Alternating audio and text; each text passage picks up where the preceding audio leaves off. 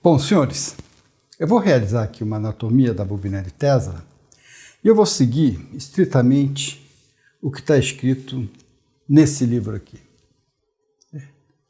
Anotações do próprio Nikola Tesla enquanto realizava experiência no laboratório dele em Colorado Springs. Ele montou esse laboratório no qual ele deu início exatamente à confecção da bobina de Tesla, que viria a ser famosa no mundo todo. Então, esse é o livro que eu recomendo que vocês adquiram para quem quer montar uma bobina de Tesla. Mas vamos ver que não é assim tão simples para realizar. Então, vamos lá. Aqui eu tenho um circuito elétrico da bobina de Tesla. Uma fonte de alta tensão, alternada. Alta tensão, nós estamos falando de 100 kV. Pode fazer com menos? Pode. Nós vamos ter que adaptar todo o resto para uma tensão menor. Muito bem. 2 reatores, nós vamos comentar o porquê deles aqui. Um elemento chamado SGR, Spark Gap Rotativo. Vou comentar com vocês sobre isso. Um capacitor ou um banco de capacitores de alta tensão. E, propriamente, a bobina de Tesla, com seu primário, poucas espiras, envolvendo um secundário com um número muito grande de espiras. Ligados numa da extremidade na terra local mesmo, e outra extremidade numa bola metálica, capacitiva, é um capacitor por natureza, em que Tesla usava não uma bola, mas ele usava um toroide, um formato de toroide. Tá? Ele era até mais conveniente para ele aquele formato do que montar uma bola. Você vê que é difícil. Pegar uma bola de 1 metro de diâmetro, realmente, como é que você vai montar uma bola, né, de 1 metro? Onde você vai conseguir material para isso?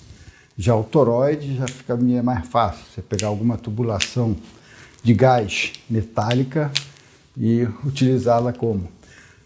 Fiz isso e funcionou. Bom, mas vamos ver cada uma dessas peças aqui, tá? Fonte de alta tensão, a única exigência aqui é que ela tem uma impedância baixa de saída. Olha, o que eu estou comentando, eu espero que vocês entendam, tá? Porque se eu falo impedância baixa, significa que uma fonte dessa tenha condições de fornecer corrente suficiente para carregar esse capacitor aqui, muitas vezes, às vezes centenas de vezes por segundo. Então, observe, um capacitor de um valor razoavelmente alto, sendo carregado centenas de vezes por segundo, essa fonte tem que ser capaz de fornecer essa potência, energia necessária. Vamos comentar isso depois mais detalhadamente. O Spark Gap rotativo. Bom, o que é um Spark Gap rotativo? Ou melhor, o que é um Spark Gap? O Spark Gap, eu vou colocar aqui do lado, ele se compõe de 2 eletrodos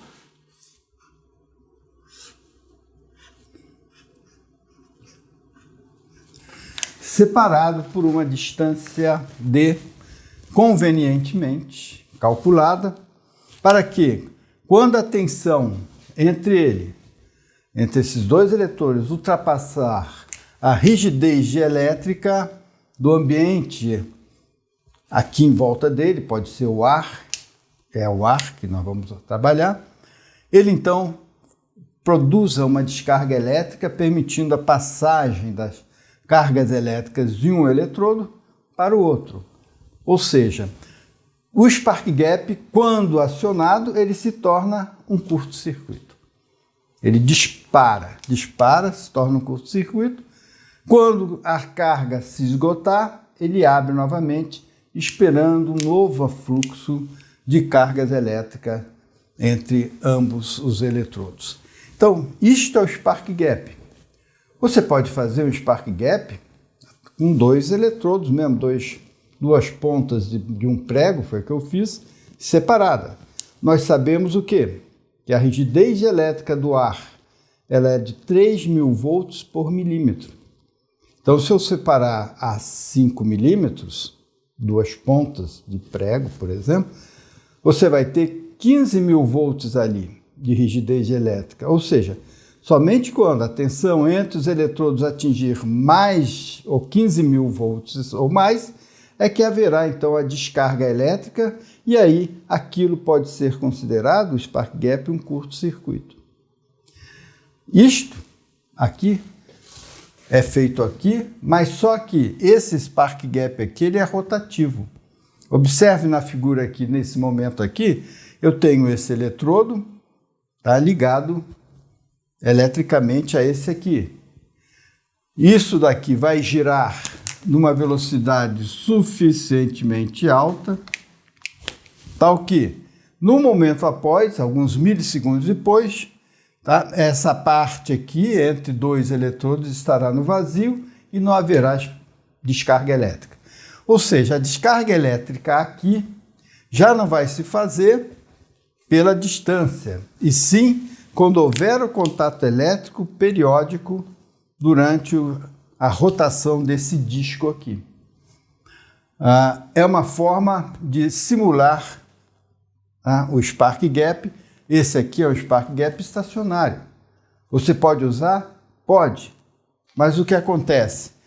Ele vai ser muito lento em relação a esse. Esse vai ficar dependendo apenas das condições da tensão elétrica que vai chegar.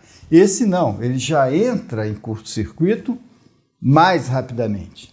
Nós estamos falando aqui alguma coisa de 200 Hz, né, que vai acontecer aqui. Isso é requisitos de projeto.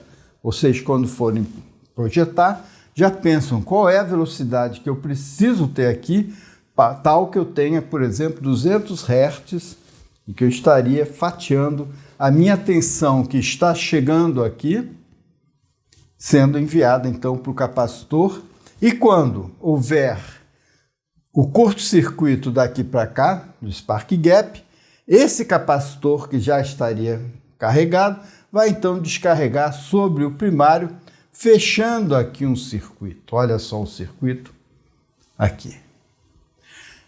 E esse reator? Para que existe esse reator? Esse reator ele vai bloquear toda a corrente elétrica que deveria passar por aqui quando o spark gap entrar em curto-circuito. Ele é uma peça principal. Por quê? Se ele não existir, a fonte vai ficar em curto-circuito. Quando houver o disparo, a fonte entra em curto-circuito aqui, ó, e pode ser destruída. Então, observa a importância de você ter o reator.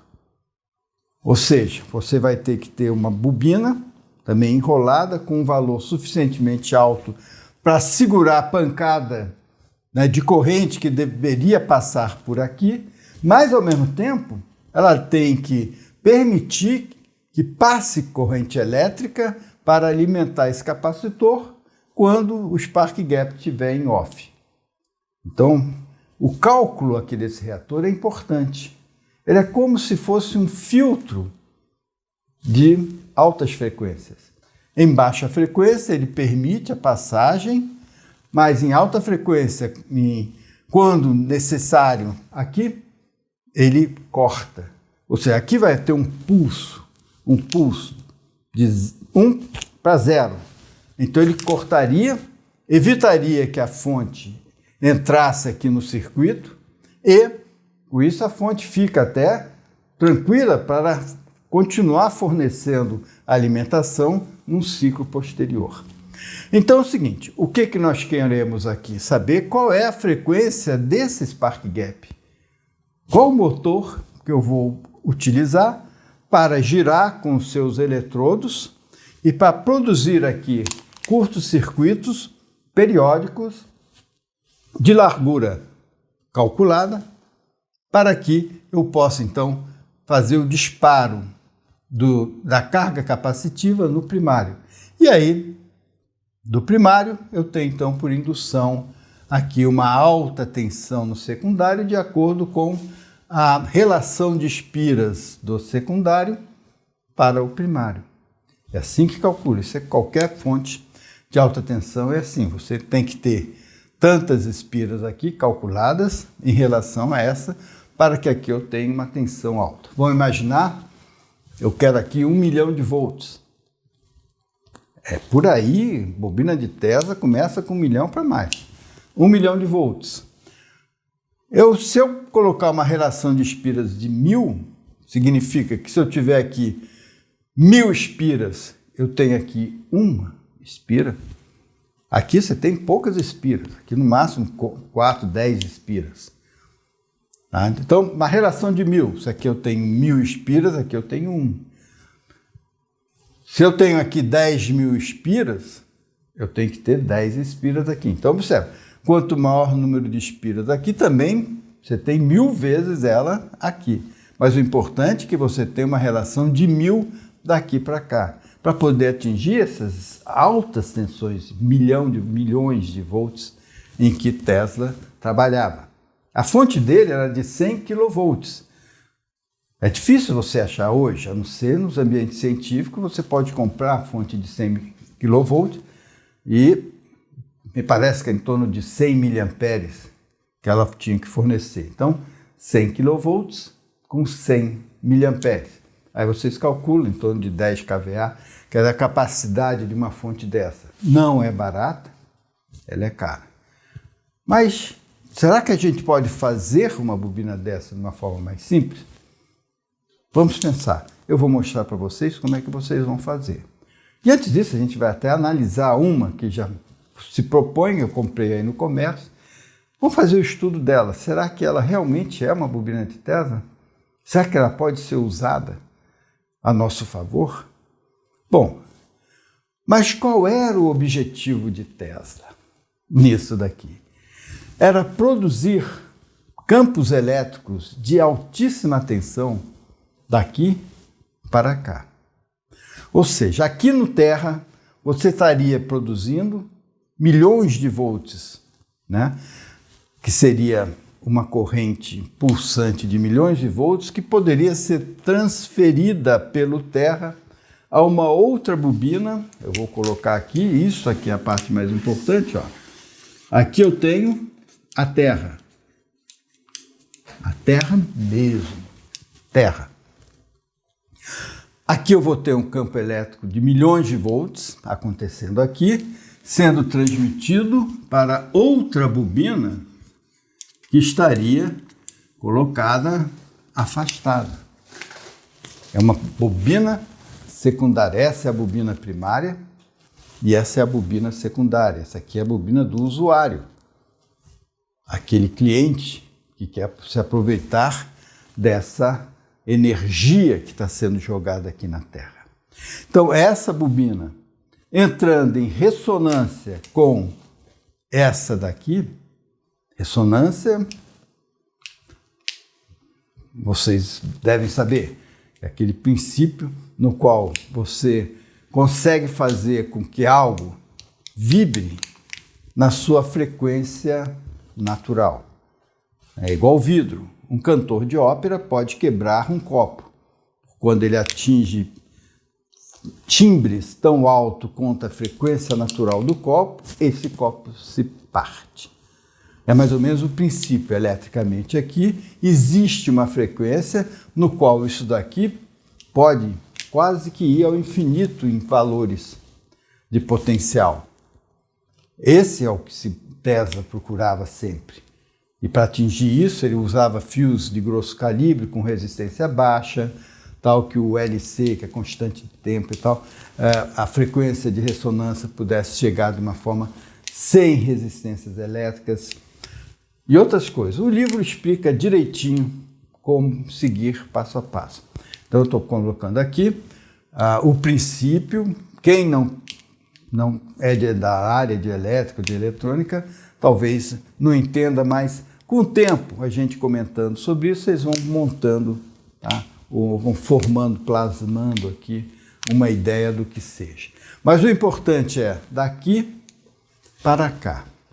Então, se você tiver uma bobina na mesma frequência de ressonância dessa daqui, ela não precisa ser do mesmo tamanho, ela só precisa que a frequência de ressonância dela seja a mesma. Essa aqui pode ser tão pequena quanto você queira, ou tão grande também. E ela vai, então, entrar em ressonância e vai, então, capturar a energia que estaria vindo daqui para cá. Esse é o interessante dos campos elétricos, né? Os campos elétricos, diferente dos campos magnéticos. No campo elétrico, se você tem aqui um sumidouro, toda essa parte aqui que está fornecendo, ela vai em direção ao sumidouro. Então, o campo elétrico, ele é modelado, tá? Se não tiver nenhum usuário, ele se espalha eletricamente por toda a Terra. Mas no momento que você tiver um usuário capturando energia, parte daquele campo, então, se modela e vai em direção para atender o seu usuário. E aqui no seu usuário você vai fazer a operação inversa do que é feito aqui, nessa bobina primária. Você vai colocar aqui um secundário na bobina secundária.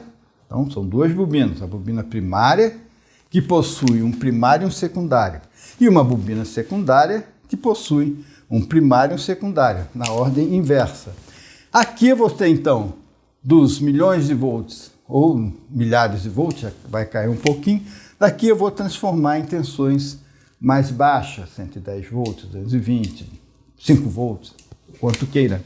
E eu vou capturar nesse elementozinho aqui, que vai então carregar um capacitor.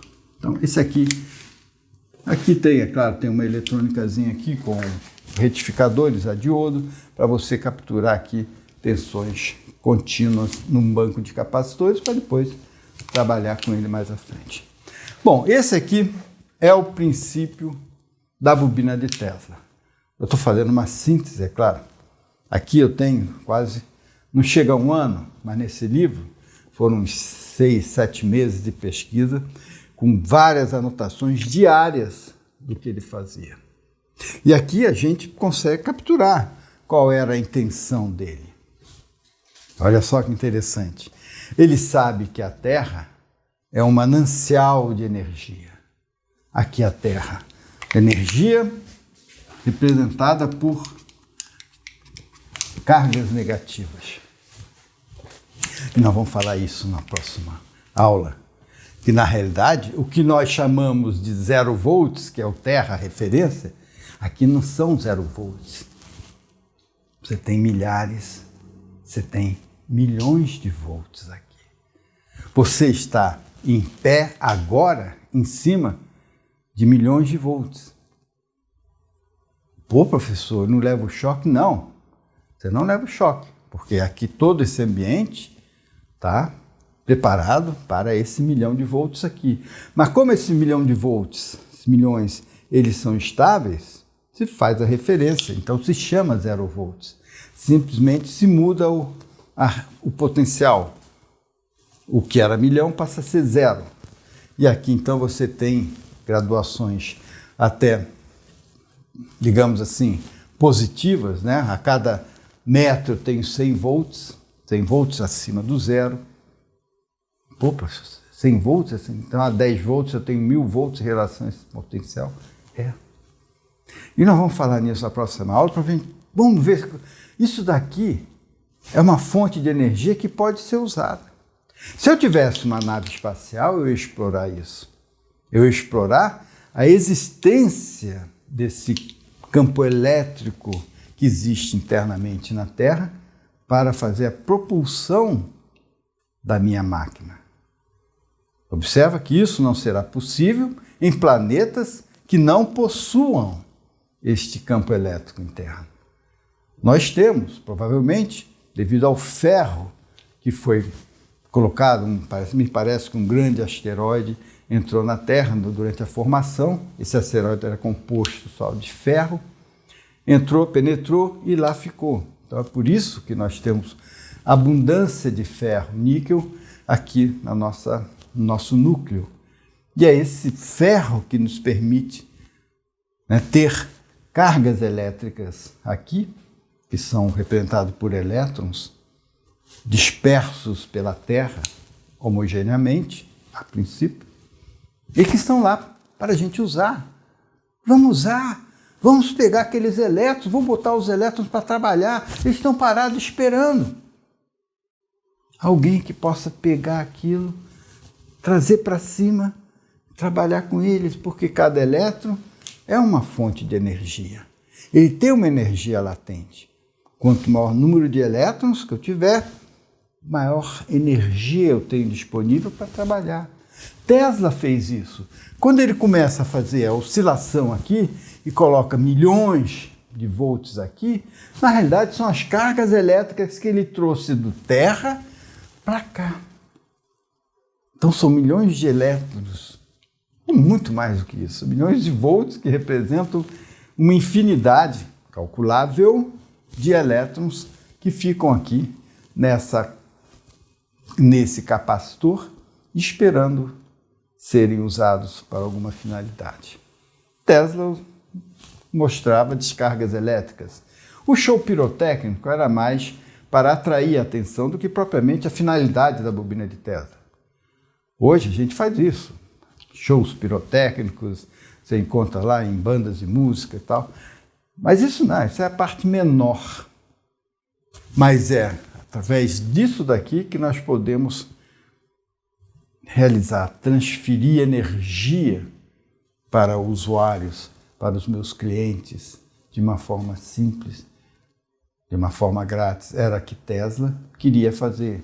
Colocar bobinas dispersas pelo globo terrestre, na mesma fase, é claro, não poderiam elas estar em fases diferentes, oscilando na mesma fase, com os clientes dispersos em volta dela, capturando aquela energia e tendo energia grátis em casa. Isso era o sonho de Tesla. Vamos ver até onde nós chegamos com esse sonho dele. Assistam a próxima aula sobre a bobina de Tesla.